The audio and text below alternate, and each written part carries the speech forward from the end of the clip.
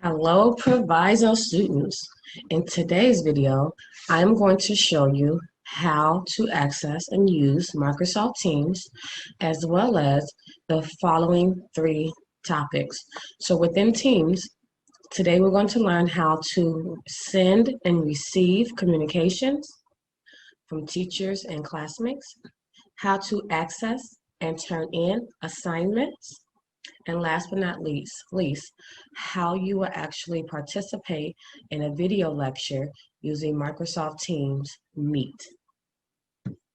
So on your desktop, after you have already signed into your computer using the credentials the school provided, you will locate the Microsoft Office Teams app or icon. Depending on what version you have, your icon might look like this, or it might look like four colorful boxes. You'll click on that icon. You will have to sign in using the credentials that the school gave you. Now, your email will simply be the email your school provided you, and your password will be the same password you use to log into the actual computer. So no need to remember multiple passwords. It's the same password you use to get into your computer. So mine is already pre-populated, so I'm just going to go ahead and sign in. So the first thing you will see are a bunch of icons. Now in other videos, you'll learn about how to access your email or how to access OneDrive. But for today's lesson, I'm going to just show you how to use Teams. Now, most of your teachers or a lot of your teachers may use Teams. So it's very, very important that you understand and know how to use Teams. This is where you'll find and talk with your teachers. And this is where you will gain your or get access to your lessons for that particular day or week. I clicked on that icon. Now, my laptop gave me an option to either use Teams as an app on my computer or to just use it as a new web browser or in a new web browser or tab. Your choice is your option how you want to use it. But as a side note, Microsoft Teams and all of your Microsoft apps, including your email and your OneDrive, it does give you the option to download an app to your cell phone, so you don't necessarily have to always have a laptop to access your lessons and your curriculum or to communicate with your teacher. I personally like to use it in the web browser, so I'm going to go ahead and click that.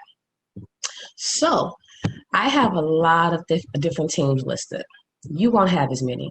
You will probably just have the particular teacher that you are assigned to listed, and whatever course you're signed up for listed down the left column. So if you are in, say, biology or English or math, you will see each of those classes will be listed like so. Okay. I'm going to use a particular class that I have already from last year to kind of just walk you through some of the general features of this app. So first thing we're going to learn is the general Microsoft Teams setup.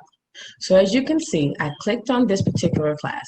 Like I said, you won't have as many as I do. So you click on your actual class. You have different icons listed down the left column of your screen. Any activity, so if someone posts something or someone sends you an email or a chat message or someone tags you, you would get an activity notification telling you, hey, look, this is something you might want to look at and take a moment to check. This helps you to kind of organize and see what's new and what's happening. The second icon was called chat. This is where you keep track of all your conversations between your teacher and your classmates. You can click on it and continue conversations, or you can use this to start a new conversation. How you do that is you go up to this new chat icon. You click on it. It's going to bring up a blank chat. You can start typing in the person you want to communicate with. So in this case, let's say I want to communicate with Miss Lindsay Coppola. I would type her name.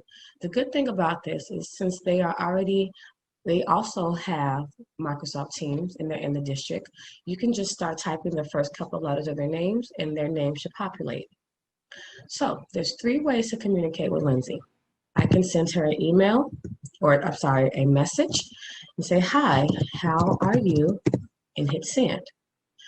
Or you can make a phone call and it will actually start to call her. I'm going to hang up before she answers.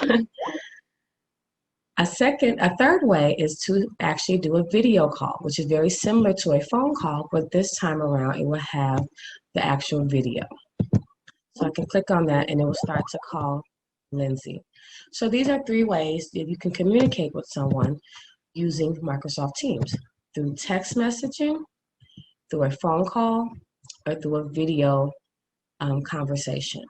And this can be done with not only your teachers, but as well as your classmates. Okay, and it will this is kind of a cool way to keep track of all of your conversations.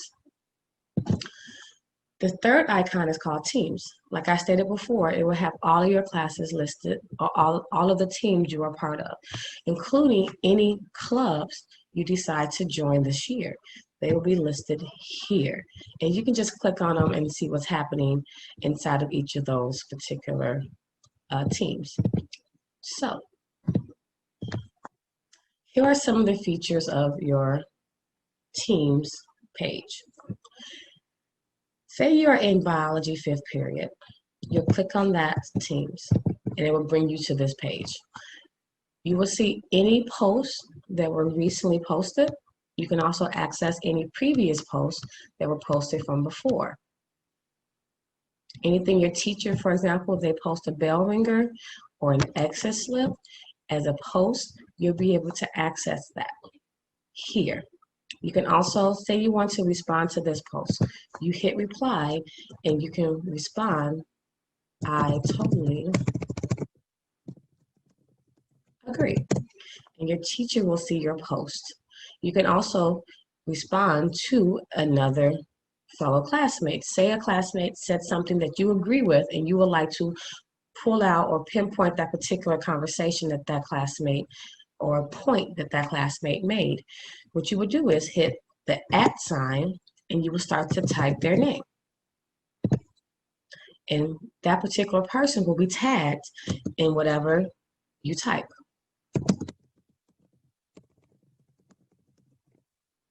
Okay, both you, the classmate, and your teacher will see your post here. And everything else, all the other features are pretty similar to any other social media platform that you might be already familiar with. You can do thumbs up, you can like a post, you can do a smiley face or different icons. You can delete something that you might have said that by accident that you no longer want there. You can also save this message. If you typed something that was incorrect and you want to edit that message, you can, of course, click on edit. If you want to attach a document, say you have a photo you really want to attach, you can save it onto your computer and hit upload from my computer. Or if you have it on your OneDrive, you can download and locate that image or that attachment from either OneDrive or from your computer there. Okay.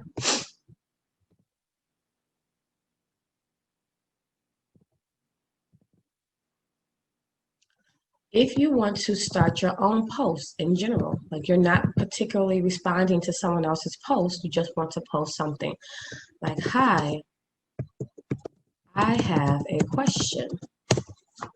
You can post that there. You can also tag your teacher. If you want to bring your post to their attention, they will get an activity notification that they have been tagged and they will see whatever it is that you posted. So those are all of the ways you can communicate with your teacher or classmate. Just to review, you can communicate using the chat feature, either by texting or typing your message, or conducting a phone call or a video call. You can also go to your particular team and you can post a message here, or you can respond to a current post by clicking on reply and responding to a particular post that is already posted. All right, so for now, that is all. Thank you for your time, and I hope you have a wonderful day.